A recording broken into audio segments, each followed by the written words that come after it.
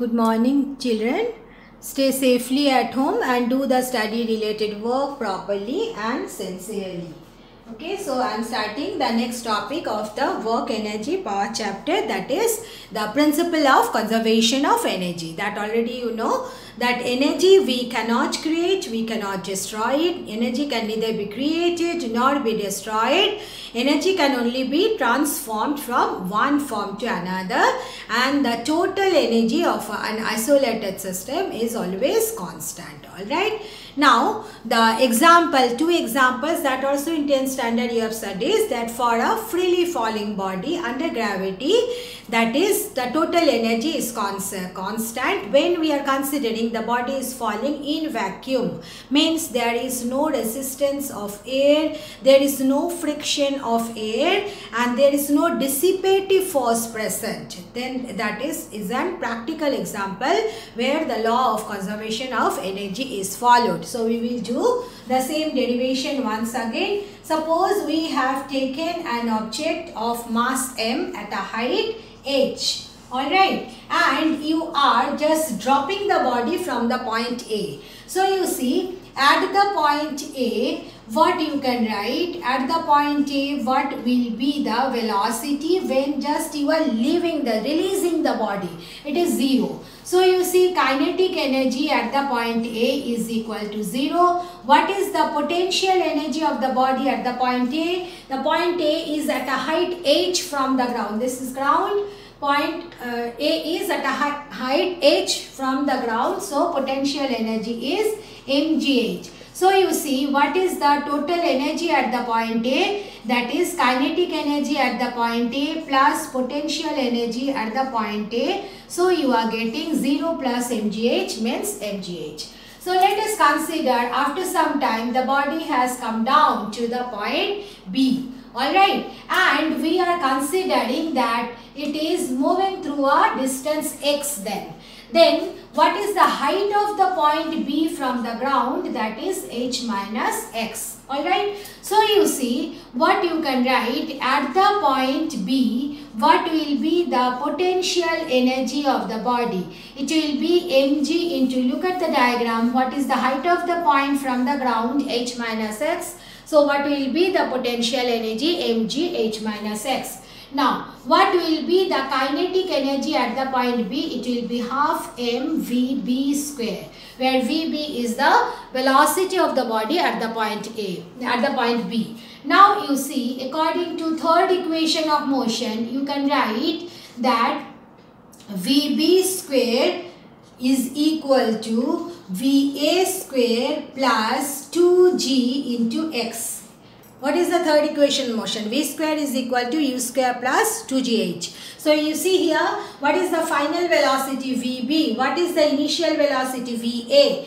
And then plus 2gh. H is the height or the distance through which the body is falling. So how much is the distance through which the body is falling down? X. So it will be 2gx. Now Va is 0. So it is coming 2gx. So you see, if you consider this relation, Vb square is equal to 2gx. Therefore, what is the kinetic energy at the point B? Becoming half m into Vb square. So Vb square is 2gx. 2 cancel. You are getting mgx. So you see, what is the kinetic energy at the point B? mgx. So what is the total energy at the point B? You are getting total energy is kinetic energy at the point B plus potential energy at the point B. Kinetic energy is mgx, potential energy is mgh minus x.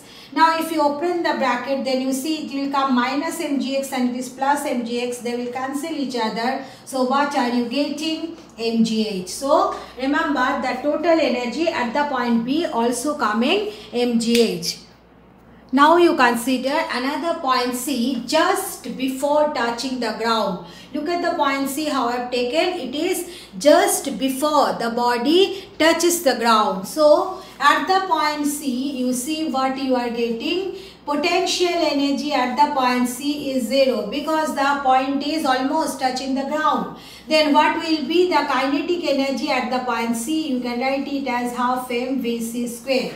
Now according to third equation of motion, if you write third equation of motion is v square is u square plus 2gh. Now what is the final velocity? Vc square. What is the initial velocity at the point u? 0. Then it has come down through a height h. So you are getting Vc square is 2gh. So you can write what will be the kinetic energy at the point C, half m into 2gh means mgh. So you see what is the total energy at the point C. It is kinetic energy at the point C plus potential energy at the point C. So you are getting mgh plus 0 means mgh. Alright. So if you consider our entire derivation, alright, what are the point we are getting? When a body is falling freely under gravity, then potential energy decreases.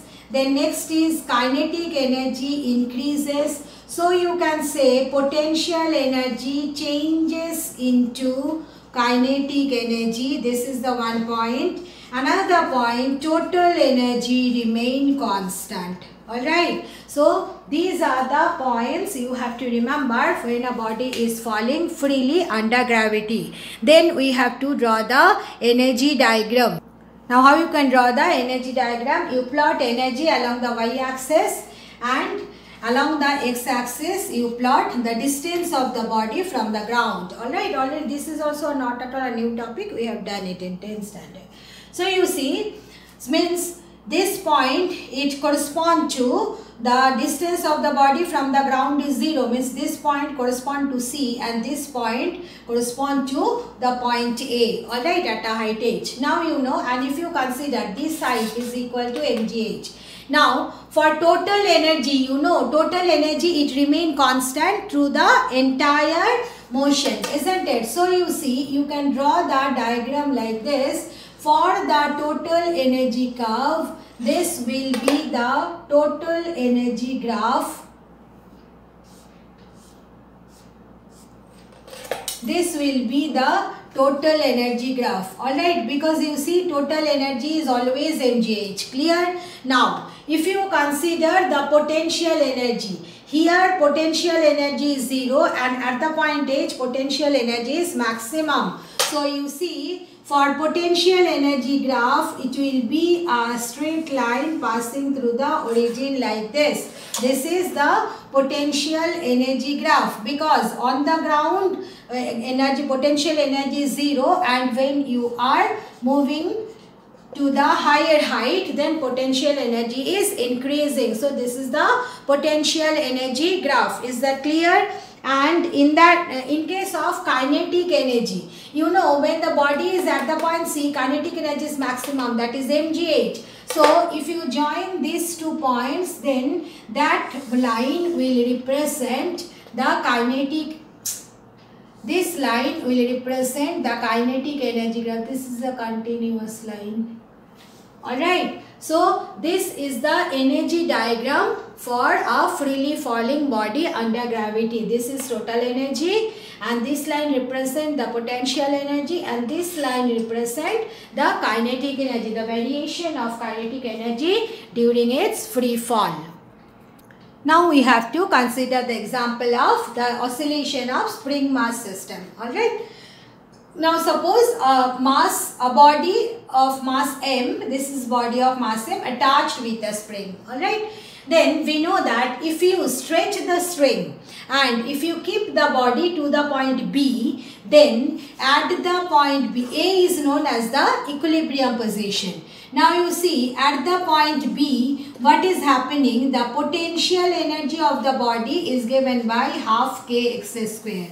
Alright, and you are taking to the point B and you are just releasing it. So when you are releasing it, what will be the kinetic energy? Kinetic energy will be 0. So you see what will be the total energy? Total energy will be half kx square, where x is the displacement. Now after when you release the body at the point B, then what will happen? Under the action of the restoring force, the body at the point B, from the point B, it will come back to the point A. So when it will come back to the point A, then you see as x becomes 0, so you can write that at the point A, x is 0, so potential energy is 0. Then what will happen when the body is moving from B to A? It is moving under the restoring force. So when a force acts on the body, then what happens? It gets accelerated.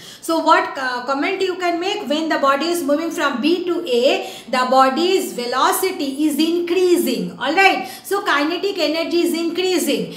Now what is the meaning? That are you creating the kinetic energy? No, not at all. So how you are getting the kinetic energy? Potential energy is becoming 0 and kinetic energy increasing. So we can conclude that potential energy is converted into kinetic energy. So you see at the point A, what is the kinetic energy? Half kx square. So what is the total energy? Total energy also become half kx square. Alright. So you see, don't think that when the body will come to the point A, it will come into rest at the point A. No. Why? Because at the point A, the velocity of the body is maximum. Remember, velocity of the body is maximum. So when you are running with a high speed, if I say stop, can you stop at that moment? The moment you are getting the command? No. What will happen? Due to the inertia of motion, you will run to certain distance and then you will be able to stop, isn't it? So the same thing will happen to the body also. When it is coming at the point A, then although no force acting on the body, but due to inertia of motion, the body will overshoot the position and it will come to the point C. What is the distance of from C from the point A? Again, it will be the same distance, but as it is towards the left side, so we can consider it as minus x. So you see, when it will come at the point at the point C, then what will happen? Again, potential energy will become half kx square and kinetic energy will become 0 and total energy is half kx square. Then after coming to the point C, what it will do? Again the restoring force will act, so it will come to the point A, then to the point B. Means it will have to and fro oscillation between the point C and B. So you see, whenever while oscillating, the particle or the body will come at the point B and C, potential energy will be maximum half kx square. Kinetic energy will be 0. But when the particle will come at the point A is known as the equilibrium position or mean position. I am not writing all the things, whatever I am saying verbally. Okay. So it is your duty to note it down, the important points from it. So at the point A means at the equilibrium position or at the mean position, kinetic energy is maximum and it is equal to half kx square and potential energy is 0. Alright. So if you want to draw the energy diagram for this case, what it will be? Now how to draw the energy diagram for this one? You see here we have plotted energy. This is energy. Verbally I am saying, although it is not distinct enough, energy we are plotting along y-axis and displacement of the body from the main position along x-axis. Then you see this point, it corresponds to the point A, means the equilibrium or main position. This is the point, extreme position towards the right, and C is the extreme position towards the left. That's why you see I have written x0, means AB is x and here AC is minus x. Alright. Now, if you consider the total energy of the body is always half kx square. So you see, you can draw the diagram like this. What will be the total energy graph? Total energy graph, it will be a straight line passing through the point half kx square. Alright. Why? Because total energy is always equal to half kx square. Right. Now, if you consider the kinetic energy, you know at the point A, kinetic energy is maximum and at the point B and C, kinetic energy is 0. So you see, for kinetic energy graph, it will be like this. Now the question is, how you will join this point and this point? By a line or by a curve? You have to join it by a curve. Why? Because you see, kinetic energy is given by half kx square. This is a quadratic formula. This is not a quadratic dependence. This is not a linear dependence. So for quadratic dependence, what will be the nature of the line? It will be a curve. So I hope I will be able to draw it freehand. So it will be this one. It will be like this. This is the kinetic energy graph. Is that clear? Kinetic energy at the point A maximum, then at the point B 0, at the point C 0, but this will be a curved line. This will be, it will make it more curved. It will be a curved line, not a straight line. It will be a curved line, not a straight line, like the freely falling body. Why a curved line? This is the reason, because energy depends on the displacement as a quadratic function, not a linear function. Now come to the potential energy. Potential energy, you know what will happen at the point C and A. At the point C and A, potential energy maximum. So these are the 2 points for potential energy. And at the point A, mean position, potential energy is minimum. So you have to again join these 3 points for potential energy graph. How to join it? It should be joined by a curved one. Why a curved one? Because it is a dependence is quadratic dependence, not a linear dependence. Alright. So this is the potential energy curve, and this is the, I am drawing it here, then there will be no confusion. This is the kinetic energy graph, and this line is for total energy. So this is the energy diagram for oscillating spring mass system.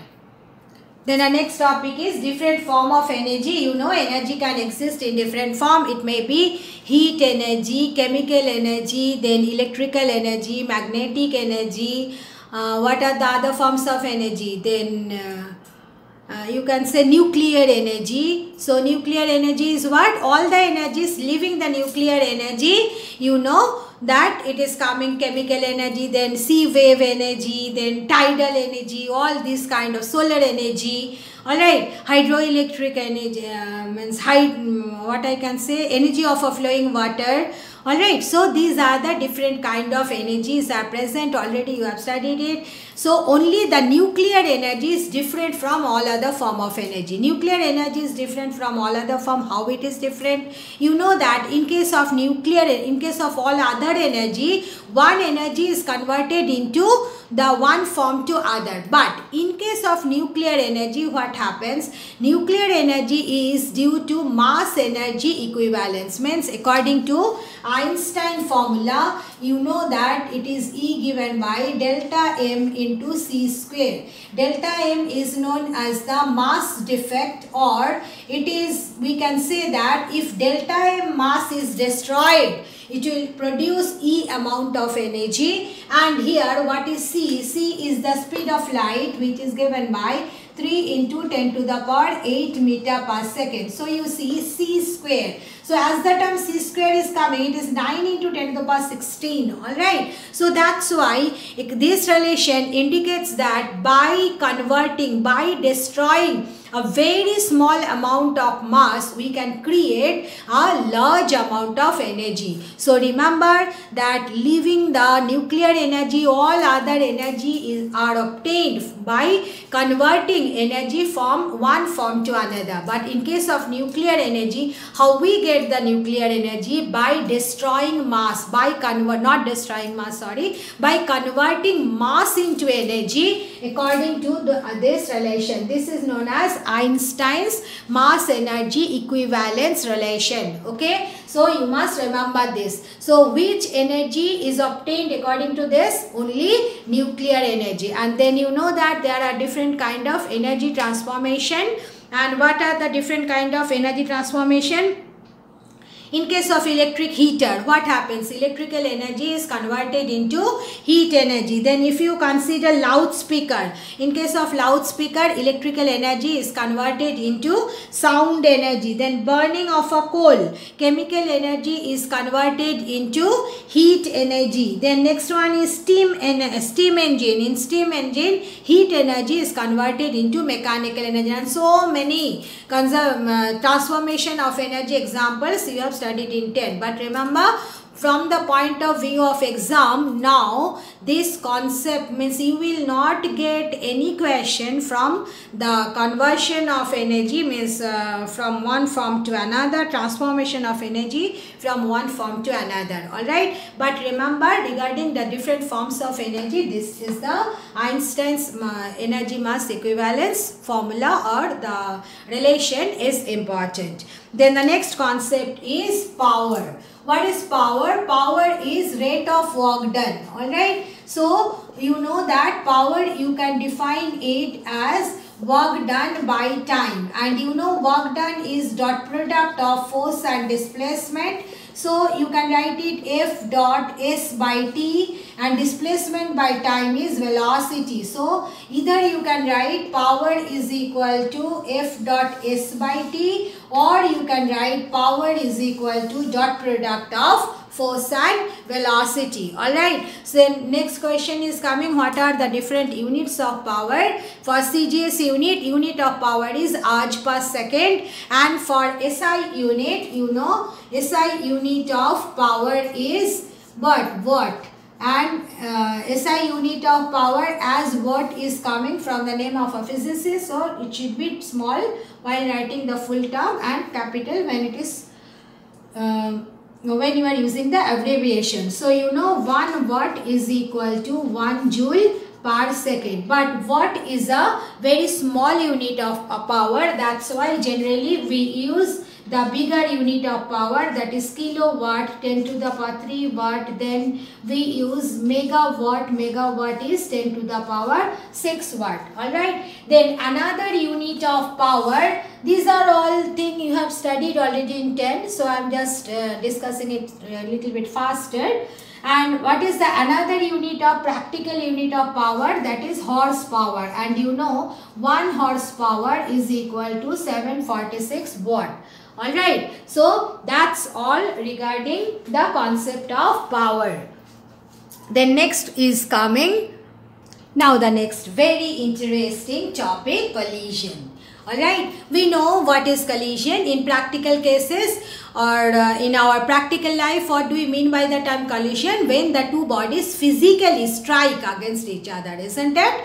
But in physics, collision, it means collision, that when the two bodies are physically striking each other, then it is known as collision. But in physics, it is not necessary that two bodies has to strike physically each other. Alright, if the path of motion of one body is influenced by the other body, then also we consider that as collision. So in physics, collision is defined in this way. Collision between two bodies is said to occur when they either physically strike against each other, that we know, that we apply in our day-to-day life. But the second part, or if the path of the motion of one is influenced by the other, means the two bodies, they are not touching each other physically, striking each other physically, but path of one is affected by the other, then also that is known as collision. In that case, maybe a long range gravitational force or electrostatic force or magnetic force may affect the path of one other. Now, path of one body influenced by the other. Now consider the example of alpha particle scattering experiment. Alright, you know that by that famous experiment, alpha particle scattering experiment, Rutherford first gave the structure of an atom. So in the Rutherford experiment, what was done? Alpha particle is bombarded to a gold foil, and then the path of the alpha particle was followed. Now it has been observed that alpha particle, they get scattered by the nucleus. So when the alpha particle path, just you consider this, if you consider this is the nucleus, then when the alpha particle is moving, alpha particle is moving very near to the nucleus, then its path, it will be just like this, and when it is coming directly towards the nucleus, then it will retrace the path like this. So in this case, what is happening? Alpha particle is not actually touching the nucleus, alright, but alpha particle is a positively charged particle. Nucleus of the gold foil is also positively charged particle. So what they are doing, that path of the alpha particle is influenced by the electrostatic force exerted by the nucleus of the gold foil. So as a result, we can say that alpha particle is getting collided with the nucleus. But in this case, what you have observed, that in this case the alpha particle actually not striking the nucleus, but the path of the alpha particle influenced by the electrostatic force exerted by the nucleus. Alright, so this is also considered as the collision. All clear? So you must learn what is the definition of the collision. Now, depending on the nature of the collision, broadly we can classify collision into different categories. Alright. Now collision broadly we can classify into two categories, elastic collision and inelastic collision. Now before that, remember that whenever collision takes place, whenever two bodies are colliding, at that moment only the two bodies exert force on each other, alright. But after that, the moment they are out of touch, then what will happen? They will not exert any force on each other. So whenever they are exerting force on each other during collision, as there is no third party, there is no external force, so we can apply the conservation of linear momentum for collision. So remember, during elastic and inelastic collision, what happens? Conservation of momentum takes place. So the total momentum remain constant. Momentum remain constant. It may be inelastic or elastic collision. That's why in the tabular form I am giving. Okay, the total linear momentum remain constant. Why total linear momentum remain constant? Because during collision, one body exert force on each other, alright. There is no third party. So outside the system, from the outside of the system, no external force acting on the system. And we know when no external force acts on the system, then linear momentum remain constant. So that's why during elastic or inelastic collision, both the cases, linear momentum remain constant, and as well as it should obey also the conservation of energy. So the total energy remain constant. The total energy, remember I am underlining the total term, total energy remain constant. Okay, but during the elastic collision, kinetic energy of the system, remain constant, but in case of inelastic collision, kinetic energy of the system changes. So we classify collision into two categories on this third point, on the basis of the third point. So what is elastic collision? The collision during which kinetic energy of the system remain constant is known as elastic collision. You should note it down in a separate point. Verbally I am saying, you must note it down. What is elastic collision, or when a collision is said to be elastic? When the kinetic energy, never by mistake write total energy, kinetic energy of the system remain constant, then it is known as elastic collision. And the collision during which kinetic energy of the system changes or kinetic energy of the system do not remain constant is known as the inelastic collision. Alright. So these are the important points you are supposed to learn and remember for the conceptual question for the elastic and inelastic collision. Okay. Thank you girls. That's all for today.